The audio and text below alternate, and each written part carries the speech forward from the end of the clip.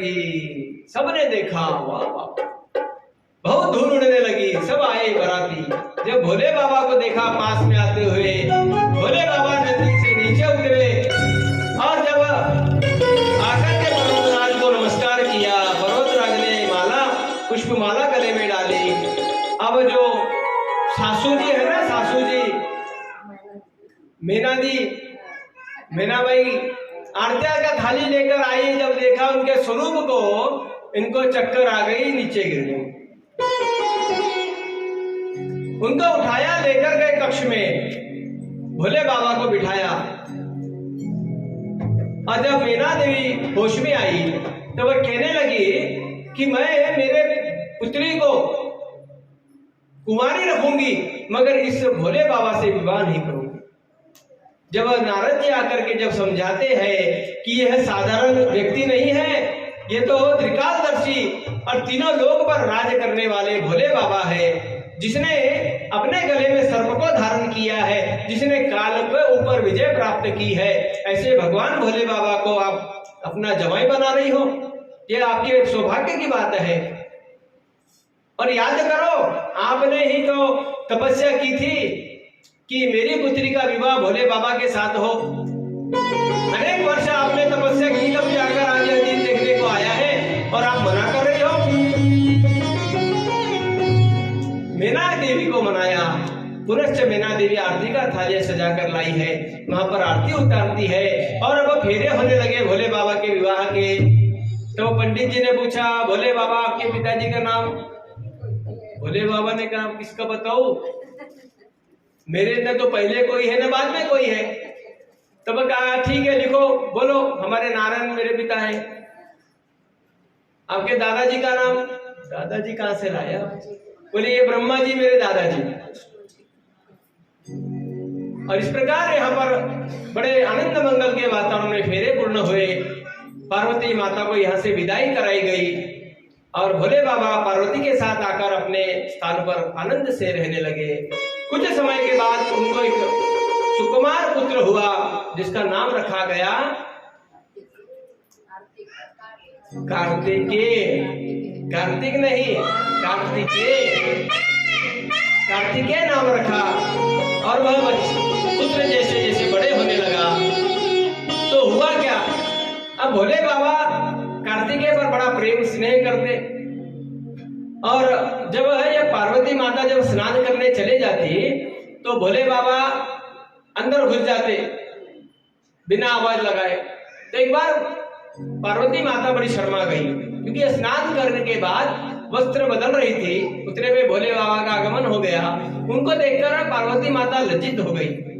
फिर उन्होंने क्या किया, पार्वती माता ने अपने महल के द्वारा एक पुत्र को स्थापित किया, जिसका नाम रखा गणेश। और गणेश को कहती है कि देखो बेटा, मैं जब स्नान करने जाऊं तो तुम बाहर खड़े रहकर पहरा देना, चाहे कोई भी आ जाए उसको अंदर प्रवेश नहीं देना। गणेश को वहां पर बाहर पहरेदारी को लगा दिया और माता अंदर स्नान करने के लिए गई। इधर भोले बाबा का आगमन हुआ। भोले बाबा ने कहा, अरे वाह, ये बड़ा प्यारा सुकुमार है, ये पुत्र किसका है, ये बालक? कहा आप कौन हो? तो कहा मेरा नाम गणेश है। बोले आपकी माता? बोले माँ पार्वती। आपके पिता कौन है? पता नहीं, मेरी माँ ने मुझे जन्म दिया है। अच्छा ठीक है, कोई बात नहीं, मुझे अंदर जाना है, थोड़ा बाजू सर। गणेश ने कहा अंदर जाने को परवानगी नहीं है किसी को भी। भोले बाबा ने कहा अरे बाबा, मैं घर का मालिक हूँ। गणेश जी ने कहा वो सब बाद में, जब तक मेरी माता का स्नान नहीं होगा अंदर कोई नहीं जाएगा। अरे ये तो बालक बड़ा ढीठ है। समझाने का प्रयत्न करते हैं, मगर जब गणेश जी नहीं माने तब वो भोले बाबा को बड़ा क्रोध आ गया। क्रोध आ गया, भोले बाबा ने अपने त्रिशूल से उसका गला धड़ से मुंह अलग कर दिया।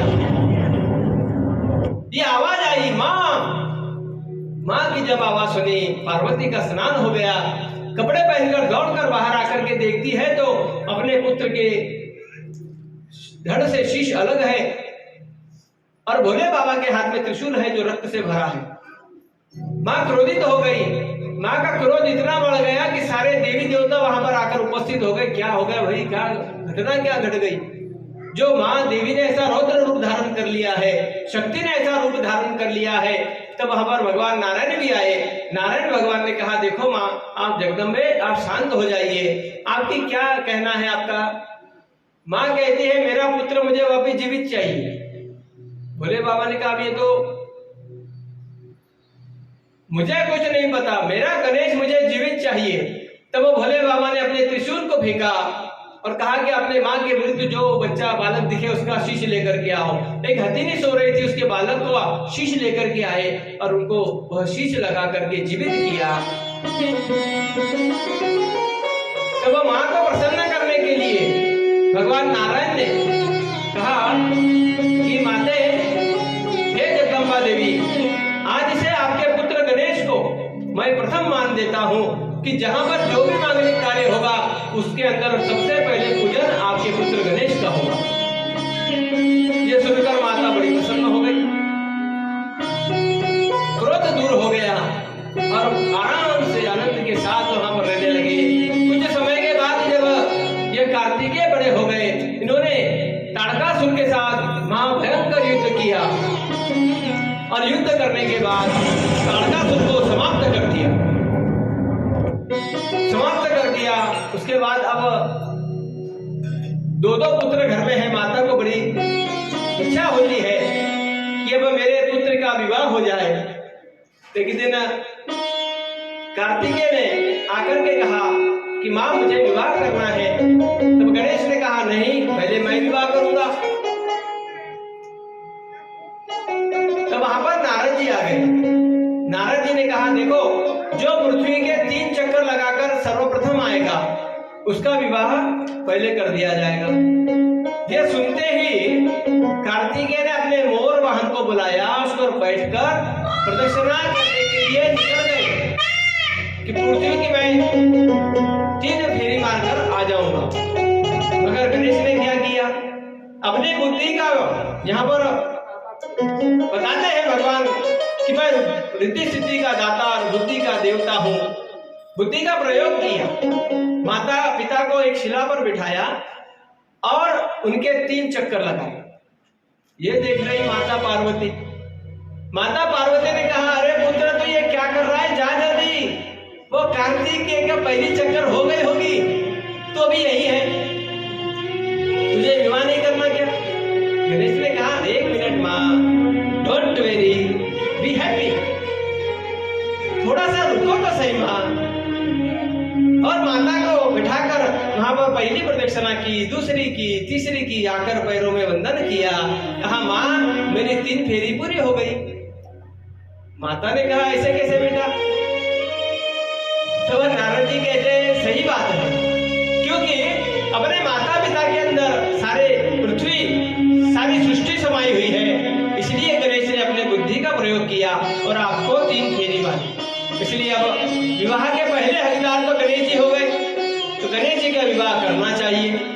और गणेश जी का वहां पर रिद्धि सिद्धि के साथ जब यहाँ पर विवाह होने लगा, ये विवाह कार्य चल रहा है। उधर से कार्तिकेय आए, आकर के उन्होंने देखा, पूछा कि आपने मेरे विवाह के पहले इसका विवाह कैसे कर दिया? तब सारी घटना बताई कि गणेश ने अपने माता पिता को बिठा करके फेरी मारी थी और ये सृष्टि के चक्कर मारने के बराबर है, इसलिए हमने गणेश का विवाह कर दिया। इस पर भोले बाबा रुष्ट हो गए, कार्तिकेय जी रुष्ट हो गए और जाकर तप करने के लिए हिमालय पर्वत पर चले गए। और ये बड़े आनंद के साथ रहने का भोले बाबा अपना जीवन आगे व्यतीत कर रहे हैं। ये कथा यहाँ पर पूर्ण हुई। आगे कथा बताते हैं ध्रुव की।